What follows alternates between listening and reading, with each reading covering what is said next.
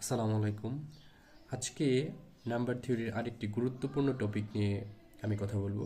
এটা থেকেও জব এক্সামে অনেক কোশ্চেন আসে। নাম্বার অফ প্রাইম ফ্যাক্টরস কিভাবে ক্যালকুলেট করা হয়। আমরা একটা ম্যাথ সলভ করব।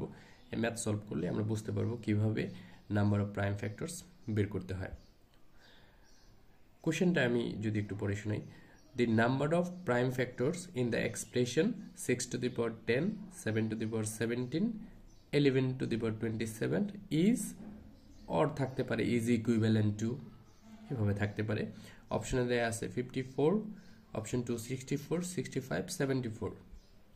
আচ্ছা, এটা আমাদের ক্যালকুলেশন করার জন্য প্রথমে একটা রুলস ফলো করতে হবে।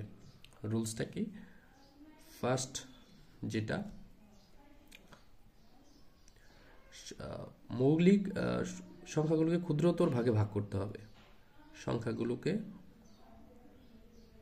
ক্ষুদ্রতর ভাগে ভাগ করতে হবে। ক্ষুদ্রতর ভাগে ভাগ করতে হবে।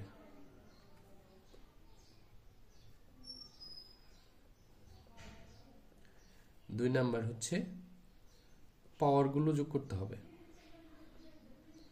পাওয়ারগুলো যোগ করতে হবে। ওকে, ফার্স্ট যেটা সেটা হচ্ছে যে আমাদের এই এক্সপ্রেশনগুলো লিখতে হবে 6 to the power 10 into 7 to the power 17 into 11 to the power 27। এটা লেখার পর প্রথমে কি বলেছি আমরা? সংখ্যাগুলোকে ক্ষুদ্রতর ভাগে ভাগ করতে হবে। এখন 6কে আমরা কিভাবে ভাগ করতে পারি?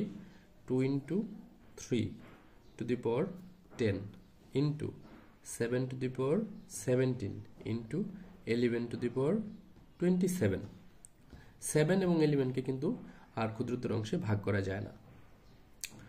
এখন এটাকে আমরা লিখতে পারি 2 to the power 10 into 3 to the power 10 into 7 to the power 17 into 11 to the power 27। ওকে, 2কে আর ক্ষুদ্রতর অংশে ভাগ করা যায় না, 3কেও করা যায় না, 7কেও করা যায় না, 11কেও করা যায় না। তাহলে আমাদের সেকেন্ড যে স্টেপ সেটা পাওয়ারগুলো যোগ করতে হবে। পাওয়ার তাহলে কত? 10 প্লাস 10 প্লাস 17 প্লাস 27, এগুলো যোগ করলে কত হয়? 64। That means answer 64।